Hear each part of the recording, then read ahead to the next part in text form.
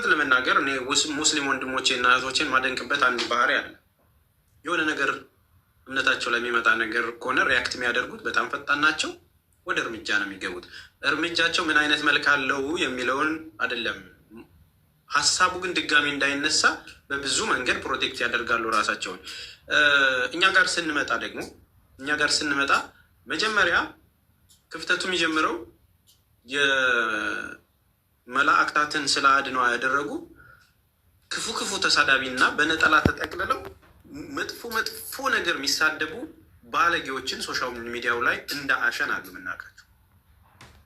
ሲታዩ የቤተ ክርስቲያን ናቸው፣ በስዕለ አድኖ የተባረኩ ነው፣ ስሟም የእመቤቴ ማርያም የመድኃኒዓለም ምናምን አገር የሚበጠብጡትና ግን በየቦታው ሄደው የተጨማለቀ ቦታ ላይ እንኳን ንግግራቸው ያልተገራ ቢኖር ብዙ እህትና ወንድሞች አሉ። በትክክል በቪዲዮ የምናውቃቸው ፕሮፋይል ቀይረው እኛን ሊያጠቁ የሚለውን ነገር አይደለም፣ የምናውቃቸውን ነው የምናወራው። የምናውቃቸውን ልጆች ነው ማወራው። በትክክል በቪዲዮ የምናያቸው በቃ ቤቷ ስታይ የጸሎት ቤቴ ምናምን ብላ የተደረደረው ስዕለ አድኖ ለጉድ ነው። ከአፏ የሚወጣው ግን ሪፖስት የሚያደርጉት ራሱ ነገር ያለውን ነው፣ ስድብ ያለውን ነገር ነው ሪፖስት እንኳን የሚያደርጉት ማለት ነው። አንድ ያ ነው። ሁለተኛ አክሽን ላይ እንዴት ነው እርግጠኛውን የምነግረው እነዛን ልጆች እንደውም ድጋሚ ሰብስክራይብ አድርገዋቻቸው ተመስጣችሁ ነው የምታዩቸው። የኦርቶዶክስ ልጆች አብዛኛውን አይቻቸዋለሁ። ሂዱና ቼክ አድርጉ። ከ500,000 ውስጥ ፎሎ የሚያደርጉት ኦልሞስት 80 እና 90% አረብ ሀገር ነው ያለው። አረብ ሀገር ያሉ እህቶች ናቸው የሚከታተሏቸው። የአብርሽዬ አፍቃሪዎች እስኪ ስንት ናችሁ? 3,000 ላይክ አለው። እስኪ እንትናዬ ምናምን እንደዚህ ትወስን የምትሉ እንኳን ይበላት የምትሉ በቃ ደስ ብሏቸው ተከታታይ ድራማ ምናምን የሚገርም ስቶሪ በቃ ትዳሩ ተበጠበጠ እያለ እንቅልፍ የሚያጣ ህዝብ ነው ያለው። ሲጀመር እዛ ጋር ብዙ ሰው ከታዩ ቲኔጀር እና እንዲሁ ማገናዘብ የማይችል ስለሆነ ነው እንጂ የሚያቀርቡት ስራ በራሱ ኮንቨርት የሚሰጥ አይደለም። ስለ ትዳር የሚያስተምር አይደለም። ሚስቱን ጥሎ ሌላ አገባ፣ ከዛም በኋላ ያችኛዋን ደግሞ መንገድ ላይ ጥሎ ወንድም ነኝ ብሎ የሚበሳጭ እህት ነኝ ብሎ የሚበሳጭ ካራክተር ቢልዲንግ ተደርጎ እንኳን ለኮሚኒቲው ምን ያስተምራል የሚለውን በጠቅላላ ሀሳቡ እንኳን እዚህ ግባ የሚባል አይደለም። የወረደ እንደውም አደገኛ መስመሮችን እንድንከተል የሚያደርገን ብዙ ነገር ማውጣበት ነገር አለ። ያንንም ቢሆን ግን ተወዶ ደግሞ እየታየላቸው ቫይራል እየወጣ ነው። ቪዲዮቸውን እዩ። ይሄ መስቀል እንደዚህ ያደረጉ ከተባለ በኋላ ትላንትና የለቀቁት 2 ቪዲዮ በ8 እና በ12 ሰዓት ውስጥ ኦልሞስት 380,000 ቪው አለው። ከወር በፊት ብታዩ ከ220,000 ከ230,000 በላይ ቪው አልነበረው። ገባችሁ አይደለ? አሁን ላይ ይሄ ነገር ከሆነላቸው በኋላ ቪው ቫይራል ሆኗል ማለት ነው። ከዛን የሆነ ነገር አቃጥላቸዋለሁ እንደዚህ እንደላቸዋለሁ የሚል ነገር ይጨምርልሃል። ያው የቲክቶከሮቻችን ጥጋበኛ እንደሆኑ ይታወቃል። ትንሽ የታወቁ ቲክቶከራችን ጥጋበኛ ናቸው። በተለያየ ጊዜ ወጥ የሚረግጡት እነሱ ናቸው። እንደው ይህንን ከማህበራዊ ሴት ጋር ምን መደረግ አለበት? መነጋገር አለብን። እንደዚህ ያንን ነገር የሚሰሩ ነገሮችን እንዴት ይስተካከሉ? ከሃይማኖት ብቻ ሳይሆን ከስብዕና፣ ከትውልድ፣ ከሀገር አንጻር እንዴት መደረግ አለበት? እውቀት የሚፈልግ ጥያቄ ነው። እንደ አንድ ኦርቶዶክስ ግን እዚህ ጉዳይ ላይ በደንብ መወያየት አለብን። ስለ መስቀሉ ማወቅ መቻል አለብን። አንዳንድ ነገሮች አትሊስት በሳምንት 1 ቀን 1 ሰዓት እና 2 ሰዓት አባቶች መጥተው ሊያስተምሩን ይገባል። በቃ እኔ በኖርማል በቲክቶክ እንትኔ በሳምንት 1 ሰዓት ሌላ አይደለም፣ በሳምንት 1 ሰዓት የሆነ ሰዓት መጥተው የሚያስተምሩ አባቶች ካሉ ቁጭ ብለን ተምረን የምንጠይቀውን እየጠየቅን ወደ ቤተክርስቲያናችን መቅረብ አለብን። እውነትና ውሸቱን፣ መጥፎና ደጉን፣ የተሻለ ነገሩን እነሱ እዛ ጋር ሰሩ አይደለ? እዚህ ጋር ደግሞ እሱን ዶግ አመድ የሚያደርግ ነገር እንትን ብለህ ልክ በቃ አንዱ እዛ ጋር አጠፋው ሲል እዛ ጋር መፍላት መቻል አለብን።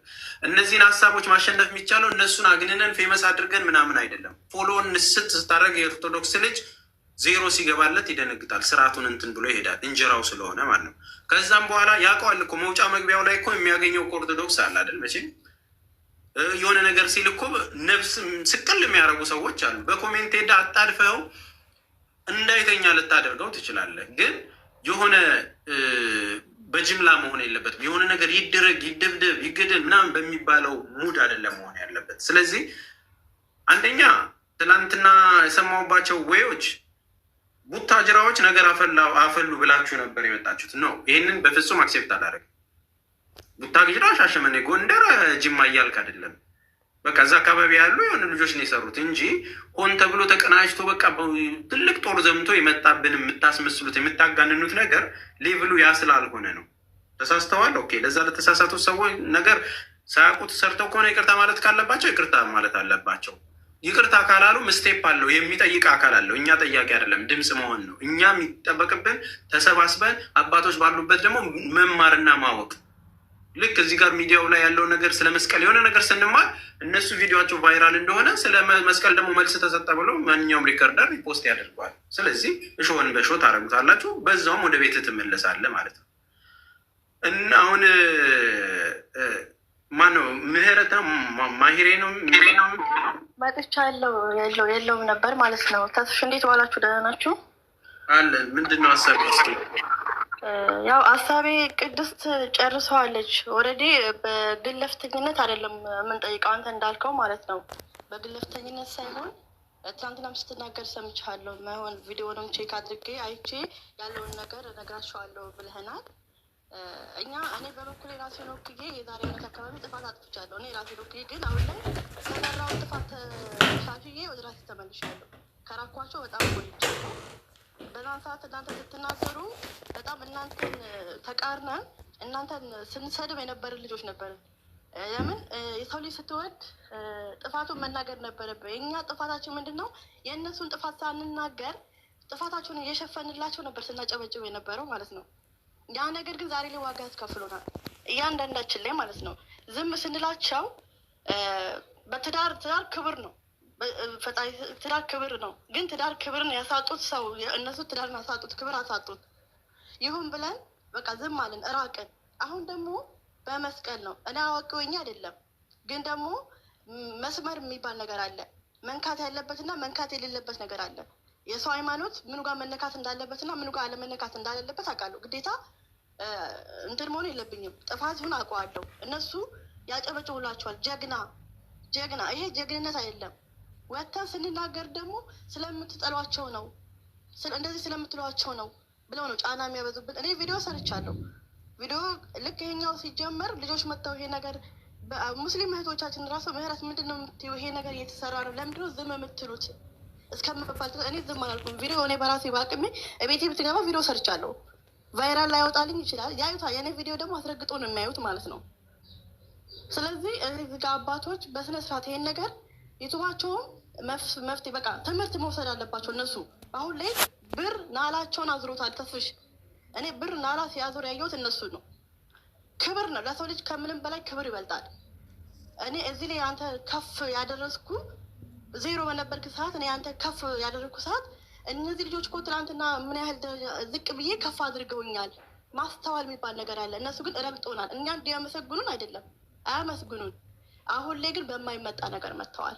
መማር ካለብን እኛም እንማራለን። አባቶች ሽምጡ ተስፍሽ አባቶች መጥተው እኛም ከስህተታችን እኛ ብዙ አጥያት ያለብን ገና ለምን የዛሬ ዓመት በማማት ነው ሰርግ ላይ ባልመጣም እንኳን ታጨበጭብ ነበረ በቪዲዮ ማለት ነው። ፖስት አድርጌያለሁ። ገና ያልጸዳው ነኝ ቆሽሽ ያለው ራሱ ማለት ነው በእነሱ ምክንያት። ስለዚህ ፈጣሪዎች ያው አጥያቴን እረሱ በራሱ ይቀጣኛል ጊዜው ደርሶ ማለት ነው። እና ከምንም በላይ መፍትሄ ነው። በቃ መፍትሄ ለእነሱ ትምህርት ያስፈልጋቸዋል። ተስፍሽ እውነት ትምህርት